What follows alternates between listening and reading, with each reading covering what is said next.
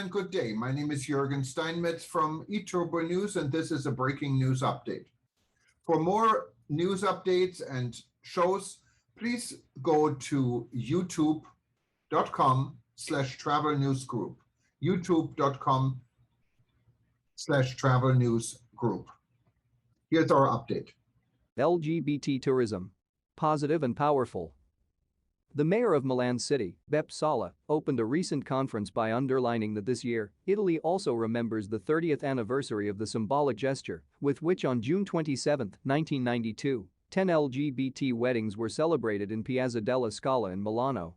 "We are talking about 30 years ago," Sala recalled, when with a simple but important media gesture, a Milan citizen expressed the thought, "Love must prevail."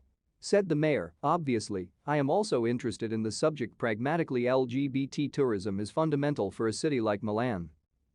Around 400 delegates from as many companies in the tourism sector, including hotel chains, theme parks, airlines, from the 80 countries where the association is present, are expected at the 38th IGLTA Annual Global Convention from October 26 to 28, 2022. Just think of the recent situation in Florida, where the hostile attitude towards the LGBT community made the reputation and attractiveness of that state take a step back. But above all, it is important that today's conference and next October's World Congress put everyone in a position to understand and feel that love must prevail. Milan is the capital of rights and of the LGBT community. This city continues to live only if it does so with the spirit of openness, concluded Mayor Sala. The Councillor for Tourism of Milan City, Martina Riva, announced that the municipality will promote events throughout the city to make the event live even outside the convention spaces, conceived only as a business-to-business meeting for professionals. Enit National Tourism Agency has put LGBTQ+ tourism at the center of its promotional policies around the world. Giorgio Palmucci, Enit. There is growing attention to the LGBTQ tourism segment, and stakeholders are aiming to create a specific offer, declared the Enit president, Giorgio Palmucci. On the other hand, Italy was a destination for LGBTQ+ tourism already at the end of the 19th century. Places such as Capri, Taormina, and Venice, where man set the death in Venice, centered on the theme which owed much of their tourist success to the tolerance with which they welcomed travelers, as well as Naples, Rome, and Florence, that we find described in the diaries of the many LGBTQ+ travelers of the time. For tourism companies, we are faced with the opportunity to get in touch with other entrepreneurial realities, to exchange ideas, projects, and establish synergies and collaborations.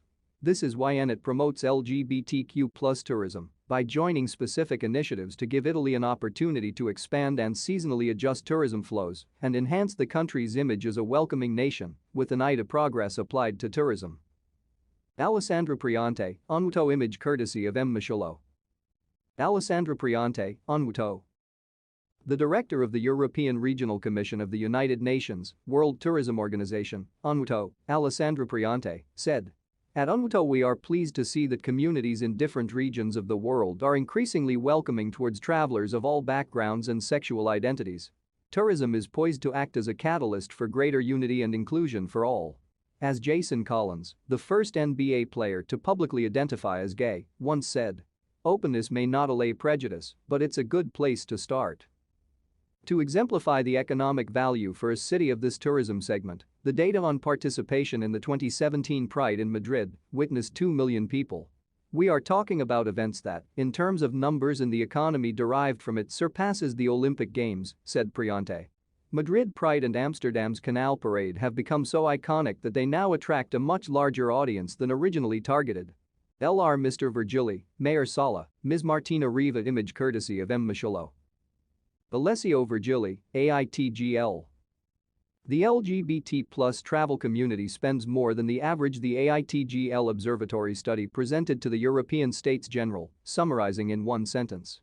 The data shows that 12% of travelers in Europe are LGBT+ and generate a turnover of $43 billion, down from $75 billion in 2019, but less than other tourist segments in the period of the pandemic. The conference anticipates the 38th IGLTA Annual Global Convention of the sector, which should have taken place in Milan in 2020, to now take place in October 2022. The presence of 1.6 million LGBT tourists in Italy, out of 33 million arrivals, in July-September 2021, had a stay on average of 5 nights and spent €187 a day, generating a turnover of €1.4 billion, explained Alessio Virgili, president of AITGL. The National Italian Board for LGBTQ+ Tourism is the organizer of the event under the high patronage of the European Parliament, of Milan Municipality, Confindustria Federturismo, and IGLTA. The observatory study also shows that 18.9% of LGBT+ tourists' annual income is below €18,000, 32% between 18 to 35,000, 20.6% between 36 to 58,000, and 10.5% between 59 to 85,000 euros. The dream destination is Italy, which ranks 6th among the destinations that offer the best LGBT+ tourist experience, after Spain, Germany, Holland, France, and Great Britain. The tourists interviewed indicate 3 fundamental aspects for choosing Italy: the destination level of LGBT-friendly, 50%, the level of care and cleanliness, 44.7%, and the ease of access to medical and health services, 42%. This demonstrates how much the pandemic has influenced the choices of travelers. LGBTQ+ tourism generates an impressive impact on the travel economy. Beyond its value for inclusion and respect of diversities, these are the results of a focused research conducted by GfK Jurisco Sondersandpich, revealing a €2.7 billion turnover in Italy and over €75 billion in Europe. The LGBTQ+ community is a trendsetter and opinion leader with substantial budgets, long-term loyalty, propension to 3 to 4 long-haul leisure journeys, and 2 to 3 weekends per year. They represent an opportunity for concrete deseasonalization for many destinations. Looking forward to the IGLTA Annual Global Convention on LGBTQ+ Tourism in Milan, October 2022, the second time in Europe in 38 years, the General Estates intends to focus on the state-of-the-art of this market in Europe, considering the European Union policy on sustainable and inclusive tourism, and comparing the policies adopted by public tourist boards as sample of EU nations' policies in works and with the realization of a shared manifesto to be submitted to the International Convention of LGBTQ+ Tourism and addressing public-private institutions of EU countries, concluded Alessio Virgili. More news about LGBT.